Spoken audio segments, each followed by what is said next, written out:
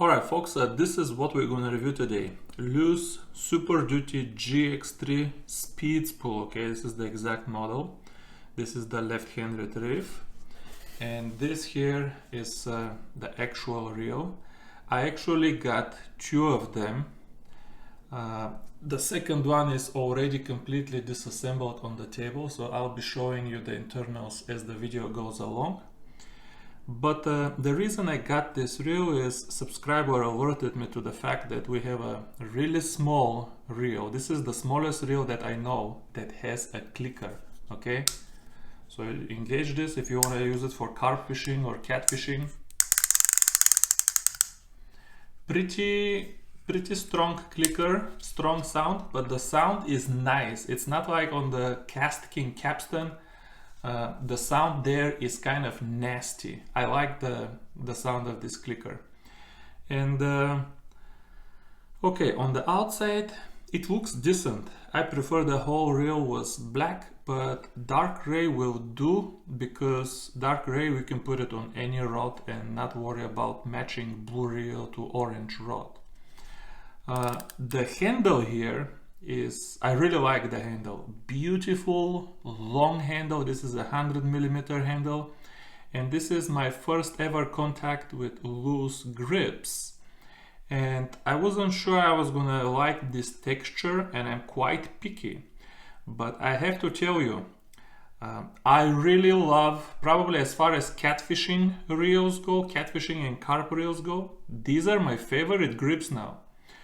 As long as they're really low profile or really thin, I like grips, but these are very thin, and on top of that a lot of surface area for my fingers to grab. So probably the second best feature of this reel is this handle here, and I will probably destroy these reels in one season, maybe two, but I'll definitely keep the handle. What else on the outside? I really like the clutch too. The length of depression is just the proper length, very buttery, you know, positive, confidence inspiring, doesn't get stuck in the middle like, you know, I have one Abu reel. The clutch gets stuck kind of in the middle. Not stuck, it doesn't get stuck, but you don't know if you depressed it all the way or it's in the middle. So excellent clutch. This button here, I love the look of this button. Probably the best looking part in the whole reel is this knob for the spool tension. Just pure gunmetal. I don't know if it's metal or plastic. It feels like aluminum, but it might be plastic. But it also clicks. And it has additional tension when you adjust it. Again, very positive. The line lay. The line lay on this reel is absolutely perfect. Okay, this line lay can go against Daiwa, Shimano, whatever you name it. It's just perfect. And this is not automatic. I show you something just to show that this is brought you something just to show you this is not automatic. This is the original MSRP on these reels was $600. Okay, this is Daiwa Ryoga Shrapnel. And this reel has a horrible line lay. I mean, first of all, it's a V shape, it's depressed in the middle, and then the line guide doesn't go all the way to the complete end of the spool. So yeah, here you go, $600, the same button by the way. $600 MSRP reel. It doesn't have as good of a line lay. What else is on the outside? This knob here is plastic or graphite, whatever you want to call it. I really like that fact because you reduce weight of the reel from the side of the reel that creates unbalance. To access the brakes, I'm gonna show you the brakes here in a second, but you have to pull this little pin here like on a lot of other reels. I know that's not unique, I'm just telling for the people that are interested. 6.5 gear ratio. That is a big problem for me. Let me show you first the bearings. It has 5 bearings, 4 plus 1. It has 1, 2, 3 bearings on the spool, and it has 2 bearings on the main shaft. Okay, now the second bearing is over here. So 2 bearings on the main shaft and 3 on the spool. That's normal. It would be nice, it has some bushings here on the line guide. For 130 bucks, I would put one cheap bearing on the line guide as well, but whatever, that's not a problem either. This gear ratio is a problem, 6.5 to 1, because of the purpose of the reel. Okay, it says SuperDuty. I don't know what SuperDuty means. Is this even more heavy duty than heavy duty? I don't know, but this reel is not SuperDuty, because I'll show you the gears of this thing are not SuperDuty, they're not heavy duty, they're very light duty. And I can tell you, even a 5-pound catfish is difficult to just reel with this reel. And I have other small bass reels with, you know, just 5.1 to 1 gear ratio. I can just crank up on carp and small catfish. I can just reel them in. With this reel, I felt too much pressure while I was trying to just reel the fish, and I started pumping the way you do with a spinning reel. Spinning reels, due to the particular geometry of the gears, spinning gears have no power, and you have to kind of pump with the rod and then reel, pump with the rod and then reel. So when I'm using these reels, I kind of pump with the rod and then reel, which is disappointing for a SuperDuty reel. So definitely they should have gone, if you're advertising reel with a clicker that is SuperDuty, definitely they should have gone with 5.1 to 1 gear ratio. Here is the clicker on the reel. This little tooth, when you press, it goes deep and then runs on these little plastic teeth here. You know, very simple, just the simplest thing in the world, but it has the right amount of pressure and it has the right noise for me. Here is the centrifugal brake system on the reel. This is kind of a classic centrifugal brake system with 6 pins. I put more brakes than I need because I'm casting heavy stuff with this reel and I don't want to mess with them. So I just put 3 pins and I forget about it. But generally you'll be casting, if you think you have a SuperDuty reel, I don't think you have.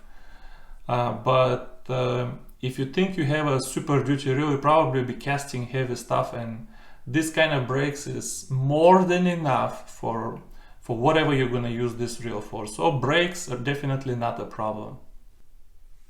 This is what all 4 bearings on the reel look like. I did put already TSI 321 to flush them with good oil. I have to say, first of all, notice that they are shielded bearings, so that's good. I don't think they even advertise that, but it has decent bearings. And when I cast this reel, I noticed it casts really silently. I love that. I mean, I just zing it out there with, you know, a 3-ounce lead for catfishing on the bottom, and it just goes just completely silently. I don't know if they have a lot of grease inside or something, but it casts beautifully with this brake, with these bearings, with this pull. I don't know, casting is amazing, very silent and in great distance, no backlashes, nothing like that. I don't know if you watched my last disassembly of a Abu Garcia catfish reel. Can't get the light good enough, but I told you it had a high quality anti-reverse bearing because it was completely metal. Look at this bearing here, it is plastic, okay? So this is a cheap bearing, but I have to say Daiwa uses, this might even be a Daiwa bearing. Daiwa uses the same white plastic bearings on all of their reels under $100, even on some over $100. So this is a very typical bearing. I mean, it's cheap, but probably sufficient. I mean, if this was a real SuperDuty reel, I would want to see a better bearing here. but for this thing, it's probably enough. Let's have some love here now. Look at this, 24 pounds of drag. Okay, let me show you. Two of these little things. I mean, hair thin, two of them. Over here, 24 pounds of drag. I mean, if this is true, my other catfish and carp reels have 100, 200, 300 pounds of drag. I mean, the material is nice. It does look to be true carbon, but I mean, your regular bass fishing reel has the same drag or better. Okay, now here is why I really bought this reel. Okay, nothing else, nothing so far is really impressive, particularly to justify $130 price. But look at this disc here under the carbon. Okay, it has little teeth, but usually these discs on these reels, they look like this. Why does this one have teeth? Okay, well, now look at this part here. It has one little, I don't know if you can see it, one little pee-pee over here sticking out, and this pee-pee has a little tooth. You see the tooth here? So you put this disc, and this one is keyed to the gears. Okay, look at how it's keyed to the gears. Okay, and now this little tooth runs on the teeth of the other wheel under that I showed you. Okay, now let me show you how they work together and what they do. My biggest problem with bait casters is they don't have drag sound. Okay, and I don't mean a clicker. Clicker is different than drag sound. This Daiwa Yoga doesn't have a clicker, but if I just hold the reel, if I just hold it and I do nothing, and fish starts peeling drag, you're gonna hear it, okay? Because it has a clicker, just like on a spinning reel. Okay, the only bait casting reels that I know have clicker are exotic stuff like this, $500. Okay, well, now this little guy here costs only $100, and not only has this, really is not a clicker, this is alarm. Okay, they should change the terminology. This is alarm, and this here is a clicker. Okay, look, the alarm, let me turn on the alarm. This is the alarm. Okay, let me turn off the alarm. When I reel, it's silent. You see that? I reel the fish, it's silent. Then the fish makes another run, starts to take line, and you can hear it. I mean, this is amazing. Why don't more reels have this? I mean, I love the sound of drag while I fight the fish. This is really everything to me. This is my, I don't know, 50% of my pleasure of fighting a fish is listening to these drags. Now look at this technology here. Okay, let's look at this again. This is all there is, only these two parts, these two metal parts. You need one little sticky wheel on the bottom, and then you need this thing with this tooth here. No plastic parts needed, no electronics needed. Why don't all bait casting reels have that? Okay, why don't they have that? So this is why I got a second reel, even though there is something that I'm not happy about, and while I have this in my hand, I might as well show it to you. I think everything is gonna fall now, but look at these tiny little gears. I mean, these are the smallest, thinnest gears that I have seen on any reel in my life. Look at this pinion here. I mean, this pinion, look at this little thingy. This is a SuperDuty Okay, I mean, this is the smallest. Oops, it's gonna take a while to find that spring.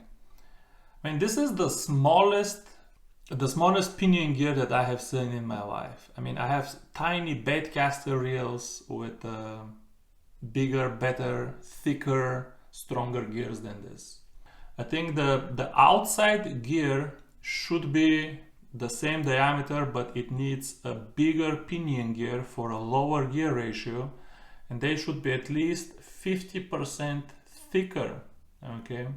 So to wrap this video up, I'm gonna say once again, I like everything on this reel other than the gears. The handle, like I said, very nice. The knobs are very nice. This spool tension knob here looks very expensive, very pleasant to operate. The clutch again, very pleasant to operate. The brakes are fine. The spool bearings, I mean, they just cast very silently, very far. Beautiful casting with this reel. The alarm has the perfect loudness and tension. And this drag clicker, I mean, that's a feature that only some exotic reels have. Everything is fine with the reel except these gears. I mean, if Luz was building a SuperDuty reel, I mean, just put a little bit thicker main gear and put a bigger, for sure, bigger pinion gear so the gear ratio would drop. Then you have more torque when you reel, and with the thicker gears you have a little bit more durability. And then even with the small factor, if the gears were just a little bit thicker, you could engage stuff like stripers. Okay. I don't think this was ever designed to be a catfish or carp reel, and it's definitely not now. But now I don't recommend it for stripers either. The only fish, the only kind of fishing that would benefit from this reel, because it still has the alarm and would be useful for trolling, is, in my opinion, trolling for walleye. Okay, walleye doesn't fight too much and doesn't get very big. Even for trolling for walleye, it's better not to use planer boards, because planer boards add a lot of resistance, and it does have a plastic anti-reverse bearing here that I showed you. But if you troll just the cranks and then catch even a trophy walleye, this reel is strong enough for that. Even trolling for musky, in my opinion, musky just don't fight very hard or very long. You definitely cannot cast musky lures. Don't confuse the two things. You cannot cast musky lures with this thing for sure.